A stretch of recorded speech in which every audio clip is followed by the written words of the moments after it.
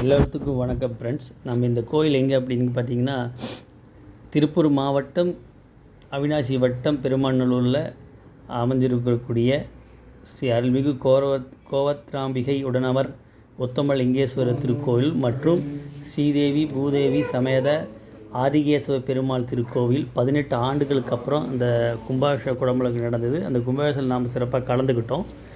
அதுக்கப்புறம் அடுத்த நாள் நமக்கு போய் கூட்டமாக இருக்குதுன்னு சொல்லிட்டு நம்ம மனைவியோட குழந்தைய எடுத்துகிட்டு போனோம்.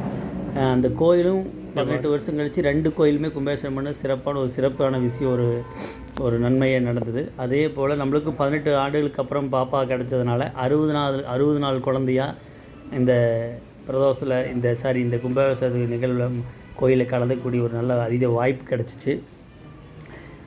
இது எனக்கு மற்றற்ற மகிழ்ச்சி. கன்சீவாக இருக்கும்போது அவங்க அவினாசி கோயிலுக்கு போயிருந்தாங்க. கன்சீவாகி குழந்தை வந்திருப்பாடு இந்த சிறப்பான இதுக்குன்னா இதோட மந்திரி பெருமக்களுடைய ஆசீர்வாதமும் கிடச்சிச்சு.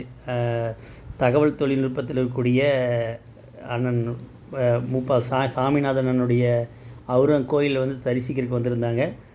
கோயிலுடைய வளாகங்கள்லாம் நல்லா சுற்றி பார்த்துட்டு பிரம்மாண்டமாக இருக்குன்னு பார்த்துக்கிட்டு எங்களுக்கும் நாங்கள் கேட்டுக்கிட்டு இருக்கிறனால ஒரு ஃபோட்டோ எடுத்துக்கிட்டு வீடியோ பண்ணலாம் அப்படின்னா கண்டிப்பாக நிற்க வச்சு ஆசீர்வாதம் பண்ணிவிட்டு கேட்டுட்டு பேர் வச்சாச்செல்லாம் கேட்டுட்டு ரொம்ப சந்தோஷப்பட்டுட்டு பாப்பாவுக்கு ஒரு சின்ன ஒரு அன்பளிப்பு கொடுத்துட்டு போனார். எங்களுக்கு இது ஒரு அதிர்ஷ்டமாகவும் நினைக்கிறேன். ஏன்னா 18 ஆண்டுகளுக்கு அப்புறம் அந்த குடமுழுக்கு நடக்கக்கூடிய அப்புறம் ரொம்ப அற்புதமாக நம்ம சிவாச்சாரிகளெல்லாம் பயங்கரமாக பண்ணியிருந்தாங்க. ஏன்னா நான் நேரடி லைவில் அங்கே இருந்ததுனால அதையும் கண்டுகளித்தேன்.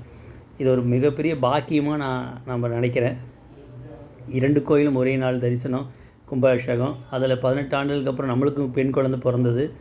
நாங்கள் எப்போவுமே பிரதோஷத்துக்கு அங்கே சேவை செய்கிறது வழக்கம். அதனுடைய ஆசீர்வாதத்தை முன்னிட்டும் கூட இந்த நிகழ்வு நடந்திருக்குன்னு ஒரு சந்தோஷத்தில் நாங்கள் இருக்கிறப்போ அது மந்திரி ஊடகத்துறை மந்திரி வந்திருந்தது மிகப்பெரிய ஒரு சந்தோஷத்தை எங்களுக்கு கிடச்சிது.